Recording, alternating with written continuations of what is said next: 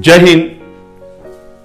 दानवीर कर्ण part number 2 आपके सामने प्रस्तुत करता हूं।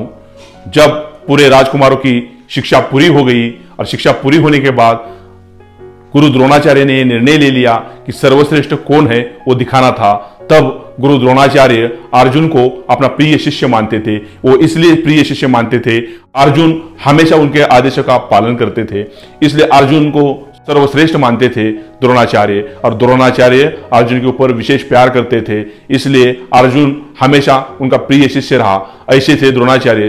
तब द्रोणाचार्य ने जब शक्ति प्रदर्शन का निर्णय लिया, जब पूरे राजकुमारों की शक्ति प्रदर्शन की तारीख तय हो गई और तय होने के बाद अखाड़ा तैयार किया गया, और जब अखाड़ा तैयार किया तब उस दिन सुबह कर्ण नियमित रूप से गंगा नदी पे चले गए और गंगा नदी में स्नान कर दिया। और गंगा नदी में स्नान किया तब कर्ण अपने पिताश्री सूर्यदेव का इंतजार कर रहे थे, लेकिन उस दिन सूर्यदेव का दर्शन कर्ण को नहीं हुआ। उसका दुख कर्ण के मन में हो रहा था। तभी कर्ण बिना सूर्य भगवान का दर्शन किए हुए वापस अपने घर चले आए। तब उनका भाई शोन उनको मिला। जब शोन मिला तो शोन ने उनको ये बात भी बोली, भैया आज आपके कवच कुंडल नियमित रूप की तरह चमक नहीं रहे हैं, आज आपके कवच कुंडल फीके पड़ गए हैं। तभी कर्ण के मन में ये बात आ रही थी, आज अपने साथ कोई अपशकुन घटने वाला है। तभी कर्ण ने निर्णय ले लिया उस अखाड़े में जाने का, लेकिन उनका भाई शोन जो था वो कर्ण को समझा रहा था, भैया आप इस अखाड़े में मत जाइए, आप इस अखाड़े में मत जाइए, आपके साथ कुछ ना कुछ दुर्घटना घटने की संभावना है, आप मत जाइए। तभी कर्ण ने उसकी बात नहीं सुनी, लेकिन सूर्य भगवान के दर्शन नहीं हुए थे, इसलिए कर्ण के मन में ये लग रहा था कि मैं अगर उसमें जाऊंगा कुछ ना कुछ मेरे साथ दुर्घटना घटेगी। तभी कर्ण ने निर्णय लिया उस अखाड़े के महाद्वार में जाके खड़े रहेंगे और उस अखाड़े को पूरी तरह से देखेंगे। और पूरे राजकुमार उस अखाड़े में एक एक करके आ रहे थे, अपना शक्ति प्रदर्शन दिखा रहे थे। जब अर्जुन की बारी आई, अर्जुन भी अपना शक्ति प्रदर्शन दिखा रहा था। अर्जुन जब शक्ति प्रदर्शन दिखा रहा था, वो अलग अलग करतब कर रहा था, शक्ति प्रदर्शन दिखा रहा था, और पूरी जनता जो आई थी वो अर्जुन की जय जयकार कर रही थी। तभी गुरु द्रोणाचार्य भी अर्जुन के ऊपर बहुत खुश हो रहे थे और उनको आशीर्वाद दे रहे थे। तभी अचानक सूर्य भगवान के दर्शन हुए, और जब सूर्य भगवान के दर्शन हुए तब कर्ण ने सूर्य भगवान को नमन किया और उस अखाड़े में चले गए।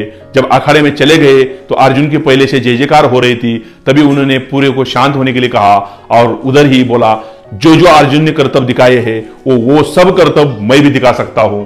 ये बात जब बोली तब उनको कर्तव्य दिखाने का आदेश मिला। वो अपने कर्तव्य दिखाना शुरू कर दिया। जब कर्तव्य दिखाना शुरू कर दिया तो आवाज भेदी बाण मारना था, और अर्जुन का आवाज कुत्ते का आया, उसने कुत्ते के मुंह में बाण मारा और सभी का ध्यान कुत्ते के मुंह में गया, और उधर द्रोणाचार्य और अर्जुन का भी ध्यान कुत्ते के मुंह में ही गया था। उसके बाद कर्ण ने एक बाण मारा और बाण कहां गया पता नहीं चला।